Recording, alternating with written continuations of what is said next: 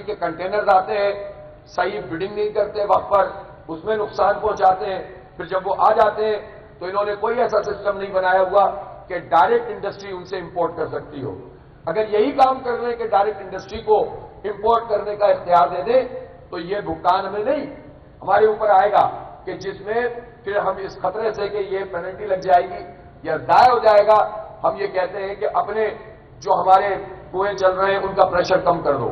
ابھی وزارت پیٹرولیم نے پچھلے 2 مہینے پہلے باقاعدہ یہ نوٹیفیکیشن نکالا تھا کہ آپ اپنی جو پریشر ہے ان کو کم کر دیں، گویا ہمارے اپنے ریسورسز یا سورس جو ہے اس کا پریشر کم کروا رہے ہیں، اور باہر کی مہنگی، کئی گنا مہنگی گیس خریدنے پہ ہمیں مجبور کر رہے ہیں۔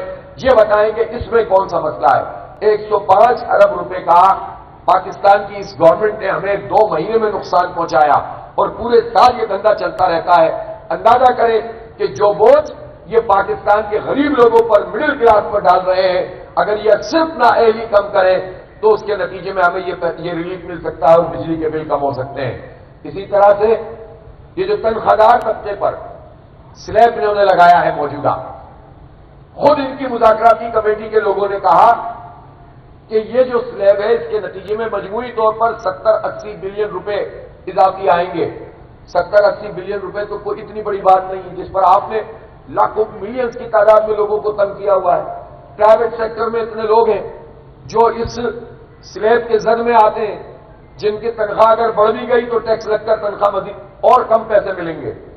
تو صرف یہ 70-80 ارب روپے کے لیے آپ نے ایک چوس میں مبتلا کر دیا۔ پہلے ہی بجلی کے بل بڑھے ہوئے، تعلیم مہنگی ہے بچوں کی، روزگار کے مواقع نہیں ہیں، پھر آپ یہ دیکھیں کہ صحت کی سہولتیں نہیں ہیں، ہر چیز لوگوں کو خریدنی پڑتی ہے، اور اگر پروفیشنل لوگ بھی ہیں اور ان کی سیلری بھی زیادہ ہے تو ایک طرف تو ہمیں یہ کرائسس ہے کہ برین ڈرین ہو رہا ہے، اور دوسری طرف یہ کرتے ہیں کہ آپ ان کے لیے برین ڈرین کے مزید مواقع پیدا کرتے ہیں۔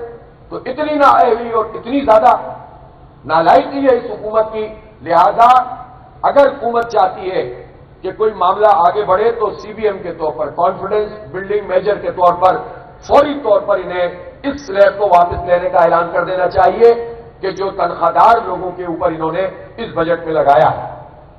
اتنا بڑا یہ ایشو بھی نہیں ہے حکومت کے لیے، لیکن یہ اس کو بارگیننگ چپ کے طور پر رکھنا چاہتے ہیں۔ میں یہ بات واضح کرنا چاہتا ہوں پاکستان کی قوم کے بحاف پر کہ ہمارا کوئی مطالبہ ناجائز نہیں ہے اور ناقابل عمل نہیں ہے۔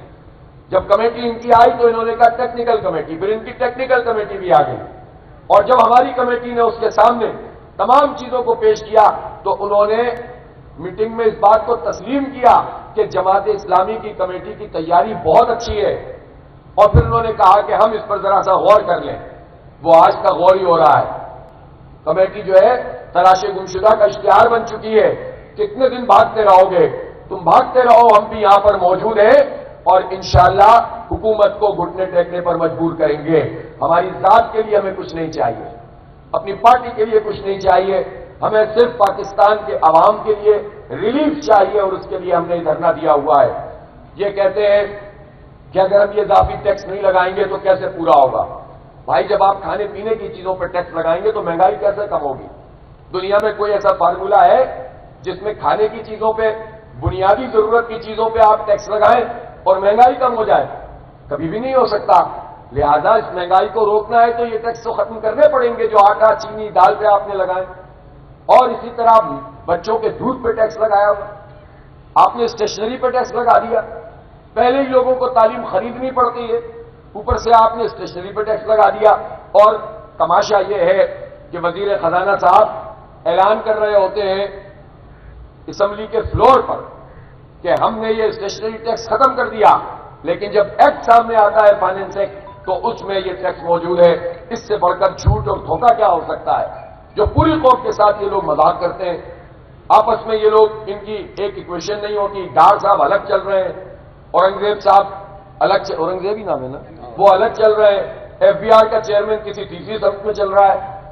وہ بھائی بیٹھو، یہ قوم کے ساتھ کھلواڑ نہ کرو۔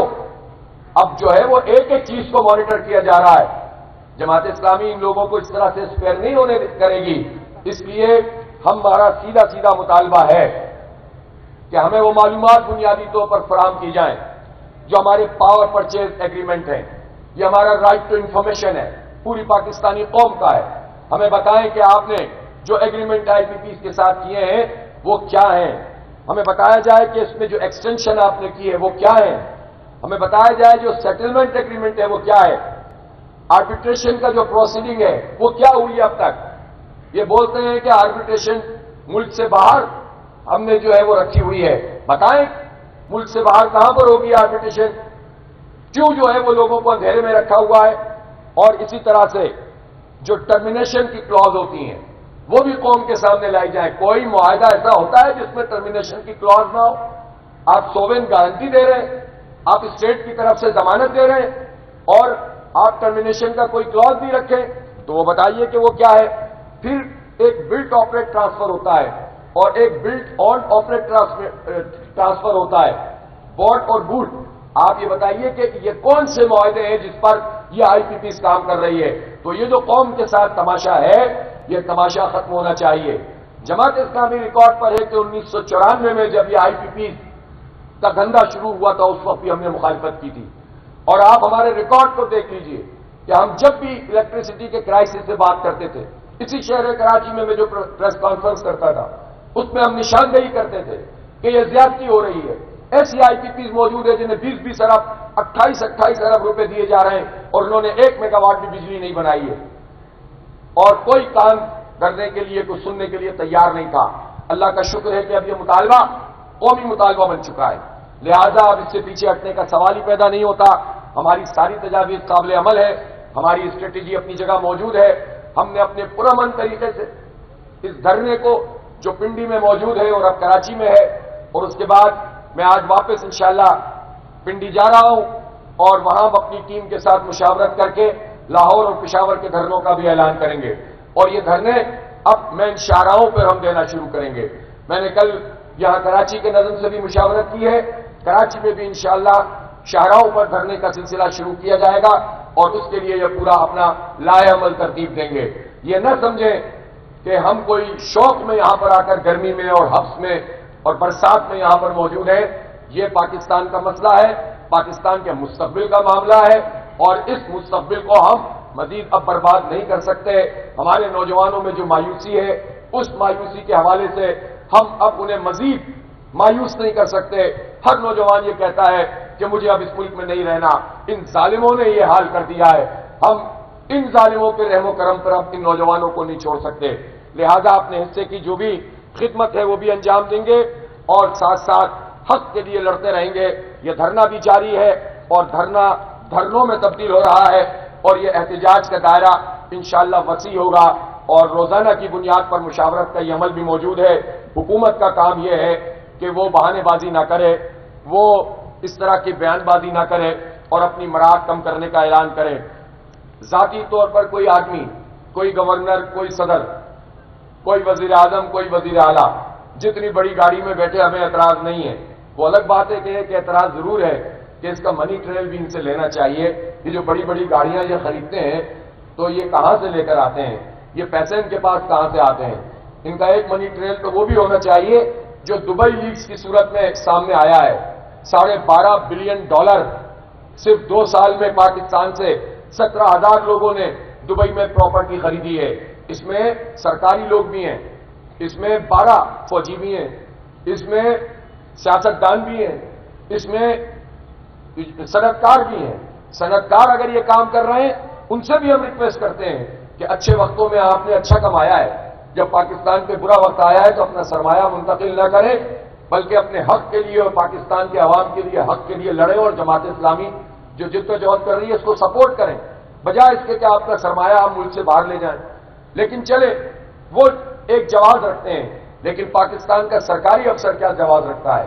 پاکستان کی گورنمنٹ کے لوگ کیا جواز رکھتے ہیں جو پوری قوم سے یہ کہتے ہیں، اوورسیز لوگوں سے کہتے ہیں کہ پاکستان میں پیسہ بھیجو، پاکستان میں انویسٹمنٹ کرو.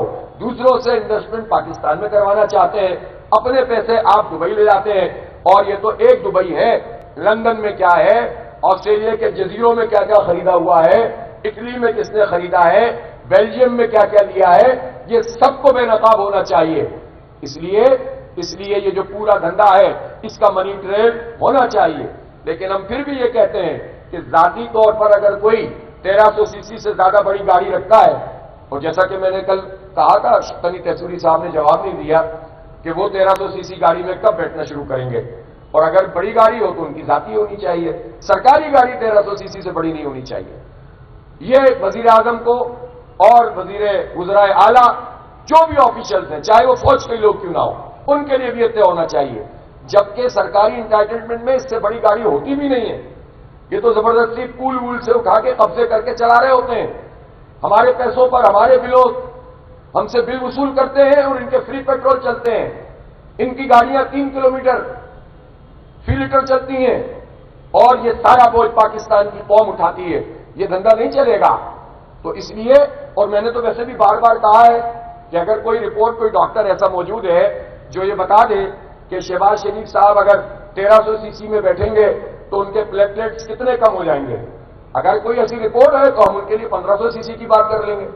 لیکن اگر پلیٹلیٹس کم نہیں ہوتے ان کے اور ان کے بڑے بھائی صاحب کے یا بھتیجی کے یا سمجھی کے یا جو پوری اولاد اور اسمبلی اس پورے نظام پہ قابض ہے، فارم 47 والی، اگر پلیٹلیٹ سے کوئی فرق نہیں پڑتا تو چلے، پھر تو آپ شروع تو کریں، لیکن یہ نہیں چلے گا کہ آپ تو مراحت حاصل کریں اور آپ کے جو پورے ساتھ چلنے والے حکومتی طبقات ہیں وہ تو پوری مراحت حاصل کریں اور قوم کے اوپر یہ بجلی کے بم گرائے جائیں۔ لوگوں کی تنخواہوں سے زیادہ بل آ رہے ہیں، جو کرائے کے مکان میں رہتے ہیں ان کے کرائے سے زیادہ بل آ رہے ہیں، لوگ تنگ ہو چکے ہیں، ہمارے گھروں میں لوگ اپنے بل لے کر آتے ہیں، رو رہے ہوتے ہیں، ان ظالموں پہ کوئی اثر نہیں پڑتا۔ لہذا ہم حق کے لیے آئے ہیں، سچ کے لیے آئے ہیں، اور یہ حق انشاءاللہ پاکستانی قوم کا حاصل کریں گے۔ بہت شکریہ۔ اچھا حافظ صاحب، یہ آپ نے 3 ادوار کا ذکر کیا کہ پیپلز پارٹی دور میں یہ کام شروع ہوا، پھر مشرف کے دور میں یہ کنٹینیو رہا اور نون لیگ نے بھی اس کو بڑھایا۔ تو نام تو یہ ہے، ادوار تو یہ ہیں، لیکن وہ شخصیات سامنے آپ کیوں نہیں لاتے؟ پولیٹیکل کون سی شخصیات ہیں جو بینیفیشری ہیں؟ اور اس کے ساتھ ساتھ اویس لغاری صاحب تو کہہ رہے ہیں کہ جماعت اسلامی کے جو مطالبات ہیں وہ ہم نہیں پورے کر سکتے کیونکہ عالمی ادارے IMF اور دیگر وہ حوالے دے رہے ہیں، تو یہ کیسے معاملہ حل ہوگا؟ یہ معاملہ ایسے ہی حل ہوگا کہ یہ حل ہو جائے گا انشاءاللہ، اور عوام کے دباؤ سے ہوگا۔ اگر یہ خود ہی مان لیں تو ان کی بھی عزت تھوڑی بہت رہ جائے گی، اور اگر یہ نہیں مانیں گے تو ماننا تو ان کو پڑے گا۔ یہ جو ہے وہ آرام سے مان لیں یا تکلیف میں مانیں، ماننا تو ان کو پڑے گا۔ پاکستانی قوم کو تکلیف میں رکھ کر یہ تو راج نہیں کر سکتے، پھر معاملات بہت آگے بڑھ جائیں گے۔ ان کو حالات کو دیکھنا چاہیے کہ تنگ آمد بجنگ آمد پوری قوم کہیں دوسرے راستے پہ نہ چل پڑے۔ یہ بنگلہ دیش والا راستہ اور کینیا والا راستہ اختیار کیا تو ان میں سے کوئی بھی نہیں بچے گا۔ اس لیے بہتر ہے کہ ہم ایک پرامن سیاسی مزاحمت کا کلچر متعارف کروا رہے ہیں، اس کو جو ہے نا سمجھ لیں اچھی طرح سے۔ اور جہاں تک ان کا تعلق ہے لغاری صاحب کا، دیکھیں جو چاہیں وہ کہیں، لیکن ان کی مذاکراتی کمیٹی آئی تھی نا، اس مذاکراتی کمیٹی نے ان تمام چیزوں کو ایڈمٹ بھی کیا، پھر انہوں نے وعدہ بھی کیا۔ اب وہ کون سا مناظرہ چاہتے ہیں؟ آ جائیں میڈیا کے سامنے، کمیٹی آ جائے، ہماری کمیٹی آ جائے گی، اور الحمدللہ ہم نے تو اتنا اویئر کر دیا ہے لوگوں کو کہ ہمارا تو انشاءاللہ ایک تھوڑا سا بھی ٹیکنیکل نو ہاؤ رکھنے والا کارکن بھی اویس لغاری سے مناظرہ کر سکتا ہے، اس کے لیے امیر جماعت کی ضرورت نہیں ہے۔ اور اس طرح کی باتیں فرار کا راستہ ہوتی ہیں، لوگوں کو بیوقوف بنانے والی ہوتی ہیں، اس سطح کے لوگوں کو اس سے اجتناب کرنا چاہیے۔ اور جہاں تک یہ IMF کے معاہدے اور فلاں معاہدے ہیں، IMF کے معاہدوں میں جاگیرداروں پہ ٹیکس لگانے کی بات ہے، یہ کیوں نہیں لگاتے 20 ایکڑ سے زیادہ والے پہ ٹیکس؟ اس پہ کس نے روکا ان کو؟ یہ اسی طرح سے IMF کے پچھلے ایگریمنٹ میں تو لکھا ہوا ہے کہ آپ ایجوکیشن پہ، ہیلتھ پہ، آپ میڈیسن پہ، آپ جو ہے وہ بچوں کی تعلیم پہ، یہ اس پر ٹیکس نہیں لگا سکتے۔ اسی IMF میں لکھا ہوا ہے، جس IMF کے پیچھے یہ چھپ رہے ہیں اسی میں لکھا ہوا ہے، لیکن انہوں نے پھر بھی لگا دیا ان سب چیزوں پہ ٹیکس۔ تو بھائی کم از کم ان سب چیزوں کو تو جواب دیں۔ اور میری اس بات کا کیا جواب ہے کہ ریکوڈک جس کا یہ حوالہ دیتے ہیں اس پہ بھی ری نیگوشیٹ کیا ہے، تو یہ پاک ایران گیس پائپ لائن پہ $18 بلین کی پینلٹی دینے کے لیے تیار ہے، لیکن IPPs کو چھیڑنے کے لیے تیار نہیں ہے۔ تو یہ سب غلط بات ہے۔ جہاں تک ناموں کا تعلق ہے وہ سب اب میڈیا میں آ رہے ہیں، میں بھی بات کرتا رہتا ہوں مختلف گروپس کی۔ ہم یہ چاہتے ہیں مسئلہ حل، فارنسک آڈٹ ہوگا، دودھ کا دودھ پانی کا پانی ہو جائے گا، سرکار کا بھی سامنے آ جائے گا، سیاستدان بھی سامنے آ جائے گا، اگر کوئی فوجی ہوگا وہ بھی سامنے آ جائے گا، بیوروکریٹ ہوگا وہ بھی سامنے آ جائے گا۔ ہمت کریں، فارنسک آڈٹ کریں، اور یہ ساری کیپیسٹی جتنی بھی ہے اس کی ایک دفعہ لاک کرنا شروع کریں۔ میں اس کو اپریشیٹ کرتا ہوں کہ جو کل تقرر کیا گیا محمد علی صاحب کا، یہ اچھی بات ہے اور میں توقع رکھتا ہوں کہ اب یہ سلسلہ آگے بڑھ سکتا ہے. ہمارا دھرنا اپنی جگہ پہ موجود ہے اور ہم یہ چاہیں گے کہ یہ جو ہے وہ اقدامات کریں اور لوگوں کو ریلیف ملنا شروع ہو جائے. اچھا نیمل یہ بتائیے گا کہ ابھی آپ نے کہا کہ آپ جماعت اسلامی جو ہے وہ دھرنے پورے پاکستان میں آہستہ آہستہ اس کو بڑھانا چاہتی ہے اور شاہراہوں پر جو ہے وہ دھرنے آج جماعت دینے جا رہی ہے. ایک تو یہ بتا دیجیے گا کہ شاہراہوں پہ کب سے آپ دھرنے دینے جا رہے ہیں. دوسرے یہ بتا دیجیے گا کہ چند گھنٹوں کی بارش نے شہر کو کھنڈر بنا دیا ہے. ہر سڑک جو ہے وہ ادھڑی ہوئی ہے اور ٹریفک تو ویسے ہی جام ہے. اگر جماعت اسلامی اس دوران بھی کراچی کی سڑکوں میں شاہراہوں پہ دھرنے دیتی ہے تو پھر کراچی کے جام ہونے کا ذمہ دار کون؟ اچھا ایک تو یہ ہے کہ ابھی ہمارا مشاورت کا عمل جاری ہے. پہلے مرحلے میں تو جو دھرنے ہیں وہ لاہور میں اور پشاور میں اور پھر کوئٹہ میں یہ سب جگہ شروع ہوں گے اور اسی دوران میں جو ہمارا دھرنا کراچی میں ہے اس کی ہم چیزیں تبدیل کر سکتے ہیں اور کئی دھرنے بھی کر سکتے ہیں. جہاں تک یہ پانی اور یہ ٹوٹ پھوٹ انفراسٹرکچر ہے تو یہ تو ظلم کیا ہے ان لوگوں نے جو جماعت اسلامی کا میئر بننے سے روکا ہے اور جعلی قسم کی قیادت ہم پر مسلط کی ہے. اسی طرح عام انتخابات میں بھی جو ہے وہ فارم 47 والی قیادت مسلط کی گئی ہے. اگر جماعت اسلامی کا میئر اس وقت کراچی میں ہوتا تو اتنے آرام سے نہیں بیٹھے ہوئے ہوتے سارے کے سارے لوگ اور یہ پورا عملہ کام کر رہا ہوتا. ابھی اس وقت ٹاؤن چیئرمین ہمارے جماعت کے نکلے ہوئے ہیں, کام کر رہے ہیں, لیکن نہ پانی کا اختیار ان کے پاس, نہ سیوریج کا اختیار ان کے پاس, نہ ان کے پاس کچرا اٹھانے کا اختیار. سارے اختیارات سندھ حکومت نے اپنے پاس رکھے ہوئے ہیں. یہ زیادہ سے زیادہ میئر صاحب اس میں موجود ہیں. تو آپ مجھے بتائیں کہ یہ سارے اختیارات یہ اپنے پاس رکھ کے کون سی لوکل باڈیز کو امپاور کر رہے ہیں اور کون سا جو ہے وہ ان کی پاکستان کی خدمت کر رہے ہیں. اس کے باوجود لگے ہوئے ہیں, اپنے حصے کا کام کر رہے ہیں, اپنے حصے سے زیادہ کام کر رہے ہیں. اور ایسا نہیں ہے کہ یہاں دھرنا موجود ہے تو ہماری جو بلدیاتی قیادت ہے وہ بھی دھرنے میں بیٹھ گئی ہے اور کوئی کام نہیں کر رہی. وہ اپنی جگہ پر اپنا کام بھی کر رہے ہیں. شجرکاری مہم بھی چل رہی ہے, پارک بھی بن رہے ہیں.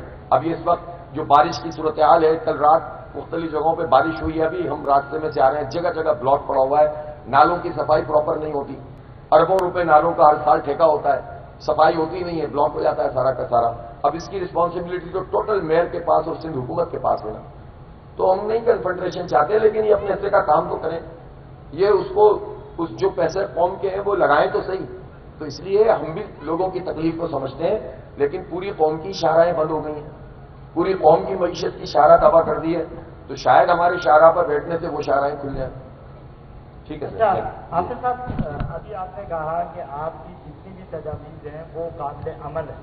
اگر ان تجاویز میں سے حکومت ساری تجاویز نہیں مانتی اور پہلے مرحلے میں یا آگے جا کے 1 سے 2 تجاویز مانتی ہے تو کیا آپ ان 1 سے 2 تجاویز پہ ہی دھرنے ختم کر دیں گے یا آپ کا موقف ہو جائے گا جو آج ابھی ہے کہ ساری تجاویز مانیں گے, ہم پیچھے نہیں ہٹیں گے؟ وہ ساری کوئی ایسا نہیں ہے ایک دوسرے سے منسلک ہیں. وہ 7 تجاویز ایک دوسرے سے منسلک ہیں. آئی پی پیز پہ اگر یہ فارنسک آڈٹ شروع کریں گے اور بجلی کے بل کم کریں گے اور یہ ٹیکس جو انہوں نے سلیب لگایا تنخواہ دار کا وہ ختم کر, یہ سب ایک دوسرے سے منسلک ہے اور کوئی مسئلہ نہیں ہے حکومت کے لیے کام کرنا. اس کے آلٹرنیٹ چیزیں شروع کر دیں اور صرف اعلانات سے ہم نہیں جائیں گے, دھرنے ختم نہیں کریں گے, اقدامات سے, کیونکہ ہمیں پہلے کے تجربے بہت ہیں. اعلان کر دیتے ہیں, کرتے کچھ نہیں ہے. جی جماعت میں کم جو ہے جماعت اسلام ہمیشہ کرتی ہے اور سڑکوں پہ سیاست کرتی ہے, کبھی انہوں نے حاصل نہیں کیا کچھ بھی. تو یہ بھی دھرنا اسی طریقے سے کس نے کہا ہے؟ ایم کیو پاکستان میں. اب آپ کے خیال میں مجھے ایم کیو ایم کی ان باتوں کا جواب دینا چاہیے؟ یعنی وہ یہ باتیں اس قابل ہیں کہ بھائی جان جب ہم جیت جاتے ہیں تو یہ فارم 47 پہ آ کر 1 لاکھ ووٹ شہر میں لیتے ہیں اور 15 سیٹیں ان کو مل جاتی ہیں. ان کو یہ ظاہر ہے یہ بلو آئیڈ بچے ہیں, اٹھاتے ہیں تو اڑ جاتے ہیں, بیٹھاتے ہیں تو بیٹھ جاتے ہیں اور اس کی ایک قیمت پاکستانی قوم کے اوپر مسلط ہو کر وصول کرتے ہیں. 40 سال سے پیپلز پارٹی اور ایم کیو ایم نے مل کر سندھ کا بیڑا غرق کر دیا ہے, سندھ کے شہروں کا بھی اور دیہات کا بھی. تو اس لیے ان کی باتوں پر میرا خیال ہے اس کو اگنور ہی کریں تو اچھا ہے. جی ٹھیک ہے سر, بہت شکریہ جناب, بہت شکریہ.